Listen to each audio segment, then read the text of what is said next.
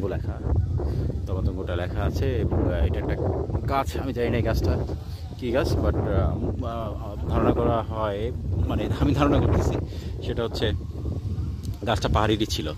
যেহেতু পাহাড়ের ছিল, কোনো কারণে গাছটা হয়তো কাটেনি, ওটা না কেটে এটা ডিজাইন করছে, হইতে পারে এটা, আবার না হইতে পারে, আমি জানি না।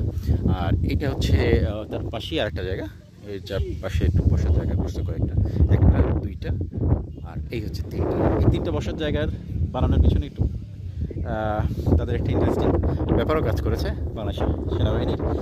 তা হচ্ছে এই জায়গাটা থেকে, তমাতঙ্গ থেকে বান্দরবনের সর্বোচ্চ শৃঙ্গ তিনটা খুব মানে এখান থেকে দেখা যায়। একটা হচ্ছে ডিম পাহাড়, একটা হচ্ছে তাজিং ডং, আর একটা হচ্ছে আপনার কেওক্রাডাং। এই তিনটে এখান থেকে দেখা যায়। তো ওইখানে যে সিটটা আছে, এই সিটে যদি আপনি বসেন, ওটা অ্যারো চিহ্ন দিয়ে দেখানো আছে, ওখান থেকে কেওক্রাডাং দেখা যায়। তো কেওক্রাডাং যদি ওখান থেকে দেখে, ওই হচ্ছে কেওক্রাডাং।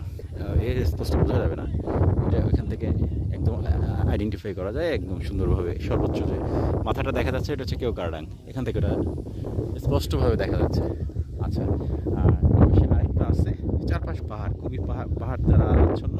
আপনার চারপাশেই পাহাড়, আপনি যদি খেয়াল করেন, 4-5টা পাহাড়, চারপাশে মানে পুরোটাই পাহাড় দ্বারা আপনি আবৃত। চারপাশটাই পাহাড়, সুন্দর।